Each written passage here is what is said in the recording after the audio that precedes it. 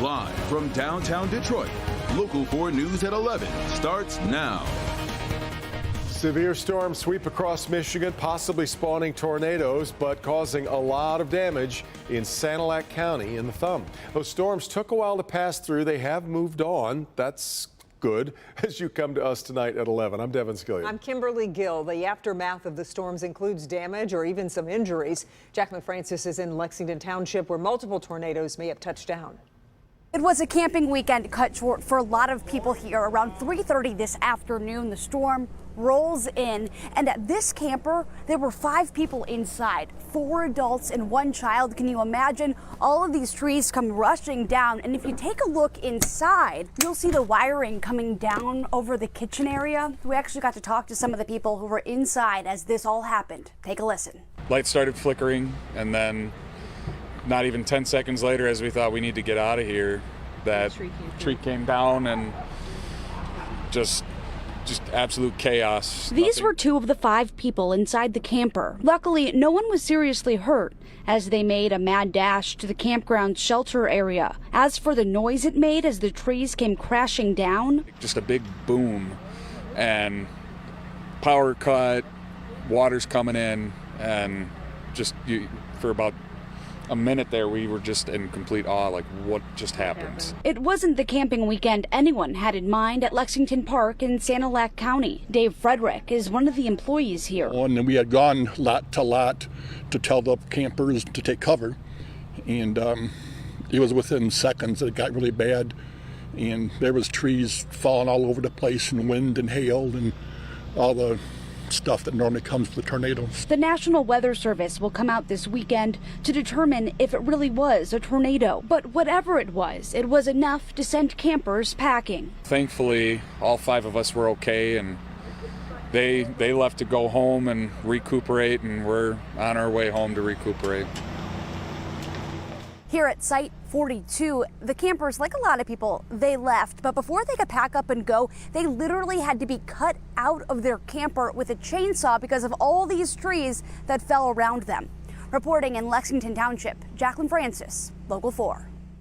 All right. Well, thanks very much, Jacqueline. It still stinks. That is the word from neighbors surrounding Stellantis, Jefferson North Assembly, and Mack Avenue complex. Mar McDonald is at the plant tonight, where odor complaints have been ongoing for the last 2 years, and now Detroit's City Council is pushing for more action.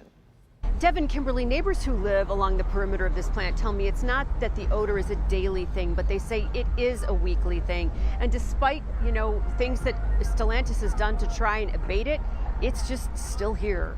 Stellantis has put millions, actually make that more than $1 billion, into its Mack Avenue assembly complex, including the Jefferson North plant. But for the last 2 years, those who live on the plant's perimeter have complained of the paint fumes. Eagle has given the complex 6 violations over the last 2 years because of the odor. Quite honestly, our residents have been waiting entirely too long for this issue to be addressed. Stellantis has put in additional equipment to combat the smell, but Councilwoman Johnson's office still gets bombarded with complaints, so much so, she says either the smell goes or Stellantis should pay fair market value for some of the homes here on Beneteau. I mean, would you ever really want to sell this house? No, I wouldn't want to sell the house, not at all. Like I said, it's been in the family for generations. It's here to stay. We love the home. Or for families like Aaron's, pay to upgrade the home's HVAC. Johnson says the status quo, it's just not working. We were expecting that the second RTO that was installed was going to address the issues completely, and that hasn't happened. So it's time for some action. Now, the city of Detroit has done its own environmental testing earlier in the year that showed that there was no air quality problem out here. All of that said, the city has done further testing in both May and June. Councilwoman Johnson is waiting to see the results of that. We're on Detroit's East Side. I'm Mara McDonald, Local 4. Mara, thank you. Well, it's been a theme over the last few days when we're not out of the woods just yet. We saw what happened up in Sanilac County. Let's get right over to Kim Adams for a look at the storm threat that now is possible for the weekend. That's right. Well, right now on ExactTrack 40 radar, it's quiet. It looks like this is rain. It's not. This is actually just clutter around the radar site. But An hour ago, we had a severe thunderstorm move through Adrian, and now we're starting to see a little bit of development down in this corner of Adrian right here, but it is not severe. It's just got, it doesn't even really have lightning in it. I've got lightning detector on. It's just to the south of Blissfield. So we're not concerned about that thunderstorm, and the rest of Metro Detroit, as I said, is nice and quiet and should stay that way overnight. But I'll keep an eye on these cells developing in Lenawee because they could move over into Monroe, but not severe, just your garden variety thunderstorm with a little thunder and lightning. Tomorrow, we go back under a marginal risk. That's what we were at today. It's the lowest on the threat level, but it's still a threat. This time, it does not include Livingston, Oakland, or Macomb counties. Now, there'll still be thunderstorms there, but as far as the severe weather goes, it looks like it will, for the most part, be south of I-94 with damaging winds over 60 miles per hour, the possibility of large hail, localized flooding. Timing of it. Round 1 is in the morning. Round 2 would be in the evening. The timeline in the morning, though, looks like just heavy rain and then a break. And then after 4 o'clock, that's when we'll see some of those thunderstorms start to fire up. Now, we're getting these pop-up storms. They come out of nowhere very quickly. So you want to make sure that you have the Forewarn weather app handy anywhere you go. It doesn't just have to be in your city. If you're traveling, if you're going somewhere, it'll follow right along with you and let you know if there's any kind of weather, including lightning, in your area. Kim.